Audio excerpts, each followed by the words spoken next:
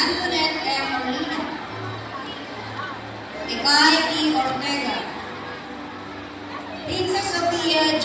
Pindo, Maria Ingrid A. Samonte, Prini Summer M. Sapotalo, Yumi Ann B. Suluon, Amber Sofia A. Canciano, at Ninya Patricia L. Vicente. Ang susunod na buwan ng katibayan ng pagkatapos ay